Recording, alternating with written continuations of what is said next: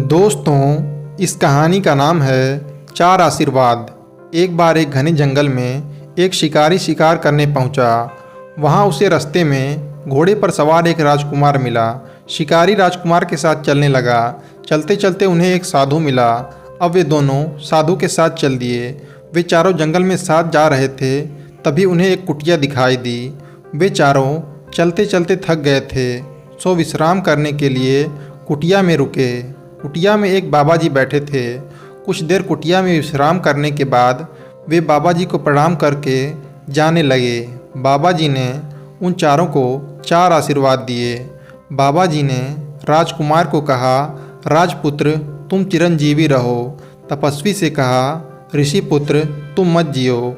साधु से कहा, तुम चाहे जियो चाहे मरो, तुम्हारी मर्जी। और शिकारी से कहा, तुम न जियो न मरो। बाबा जी चारों को आशीर्वाद देकर चुप हो गए।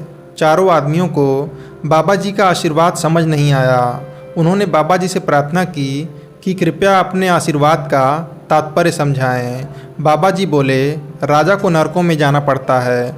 मनुष्य पहले तप करता है, फिर तप के प्रभाव से राजा बनता है और फिर मरकर नरक में जाता है। इसलिए मैंने राजकुमार को जीते रहने का आशीर्वाद दिया। जीता रहेगा तो सुख पाएगा। तपस्या करते रहने वाला जिएगा तो तपस्या करके अपने शरीर को कष्ट देता रहेगा। वह मर गया तो तपस्या के प्रभाव से स्वर्ग में जाएगा अथवा राजा बनेगा। इसलिए उसको मर जाने का आशीर्वाद दिया, जिससे कि वह सुख पाए। साधु जीता रहेगा तो भजन स्मरण करेगा, दूसरों का उपकार करेगा और मर जाएगा तो भगवान के धाम में जाएगा। वह जीता रहे तो भी आनंद है और मर जाए तो भी आनंद है।